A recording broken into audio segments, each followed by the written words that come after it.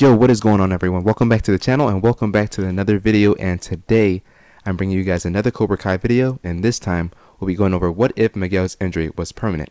And not permanent as in he's paralyzed forever, but rather his back will always be a weakness. That type of permanent, like a permanent injury. Well, you guys know what I mean. So without further ado, let's get into it.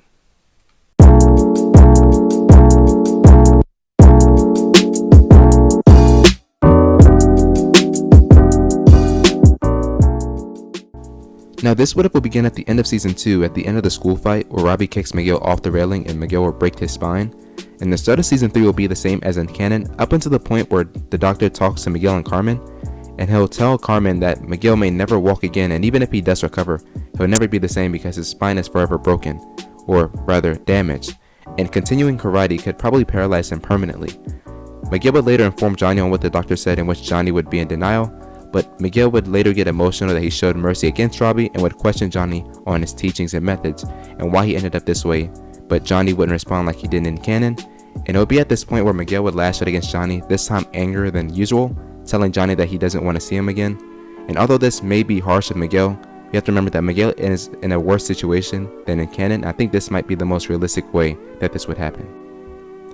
After this, Johnny would go into a deep depression and would drink heavier than before due to both the situations with Robbie and Miguel playing out, but his talk with Bobby and how he encourages him goes the same. But meanwhile, Sam would visit Miguel in the hospital, and Miguel would tell her about his injury, and even though it's more severe, there will still be a surgeon that will come and operate on him with a slight chance that he can be better.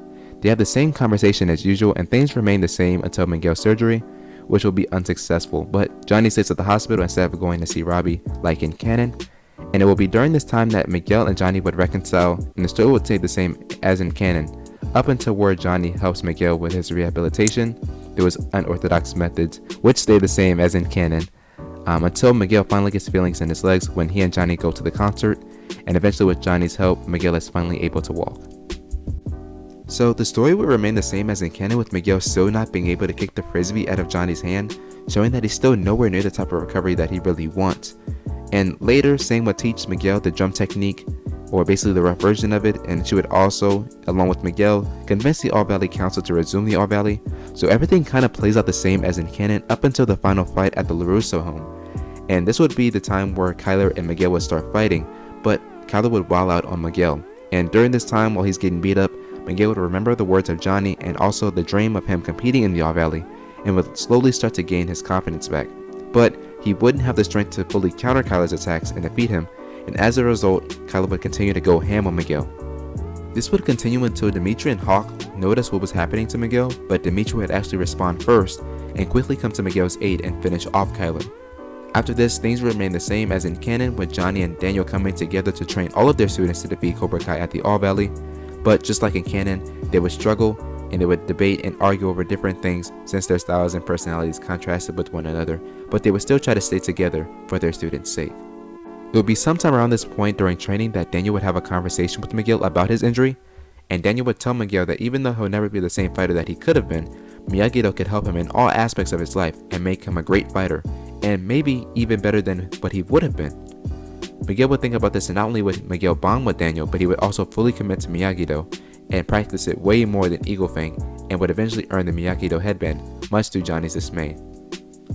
Now around this point at Cobra Kai, Terry Silver will be giving a speech about how everyone has a weakness, which will come into play later on during this video. Now things would remain the same up until the point of Daniel and Johnny's rematch, and this is where I would like to put my little spin on things. After Daniel and Johnny defeat each other, Eli would arrive at the Miyagi-Do dojo with his haircut from Cobra Kai.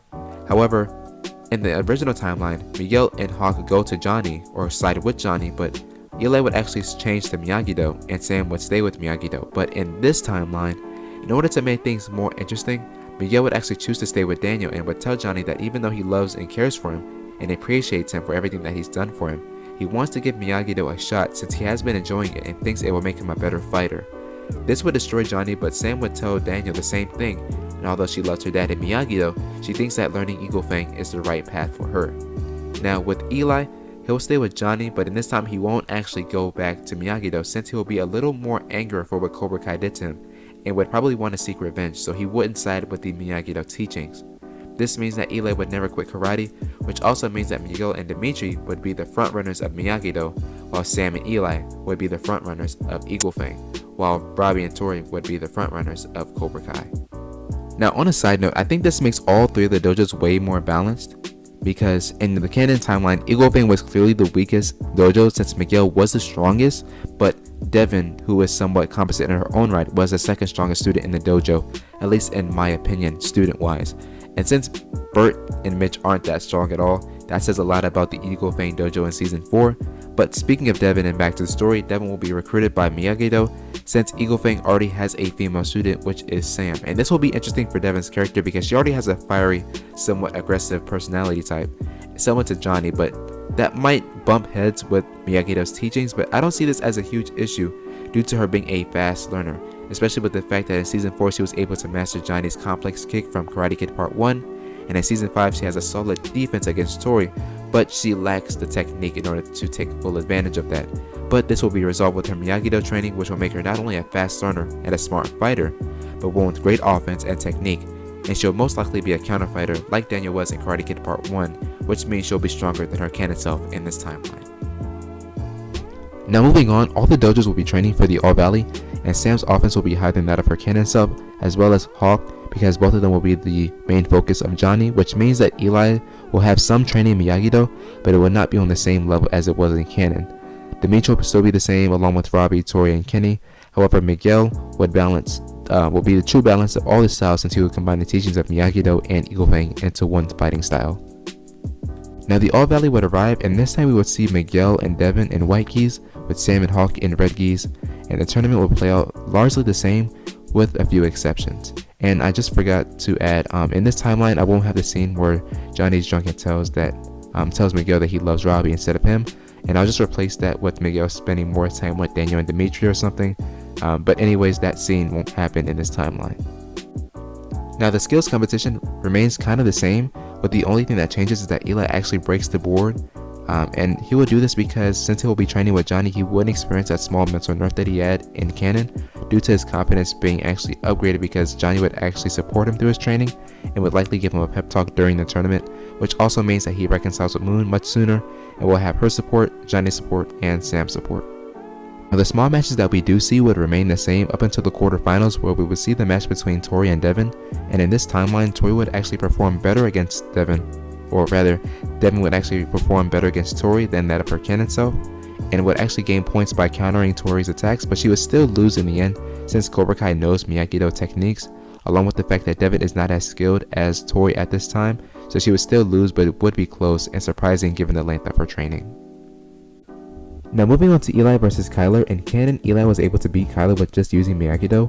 However, that canon Eli was training with Daniel, but in this timeline he would not, which means that if Eli does use the Miyagi-Do training that he was taught in that short period of time, Kyler would already know his moves since he was able to defeat Chris by using Miyagi-Do, but the score was 2-2. However, since this Eli has been training with Johnny, his defense would be weaker than that of his canon self, but his offense would be improved. And although Kyler is being trained by Chris and Terry, Eli had been training in Cobra Kai longer than Kyler, and his offense is way better, which means that Kyler gets mobbed just as fast as he does in canon. Moving on to Sam versus Piper, this would remain the same with Sam initially using Miyagi-Do against Piper, who would counter and score a point against her, but Sam would actually later switch to Eagle Fang and defeat Piper like she did in canon. And then next we have Kenny versus Robbie, and well, we know what happens with that one because Demon Time Robbie slams Kenny. And next we have Eli versus Miguel, which will be very interesting. And since Hawk will be training with Johnny and Miguel will be training with Danny, these characters actually flip compared to their canon selves, which means that Miguel doesn't have the flying tornado kick since Johnny wouldn't teach it to him, but instead he would teach it to Eli.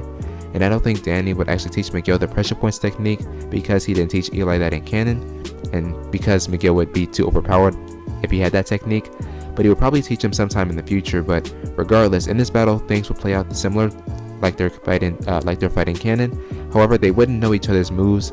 And since Johnny would teach Eli moves that Miguel doesn't know, and vice versa, it would kind of be a more tougher match. And along with that, this fight would actually be very close, especially at this point in the tournament. Eli would be the strongest opponent that Miguel has faced so far, which would be difficult for him, but when it comes down to who wins, I really think it could go either way. And this is because this is a more confident Eli who uses offense and is more experienced in this form than he was in canon, where although he was confident, he was still using a style that was new to him. This alternate version of Eli would be faster, more agile, and dare I say physically stronger than Miguel, but Miguel would have a perfect blend of both styles, which would put him above his season 4 self in canon.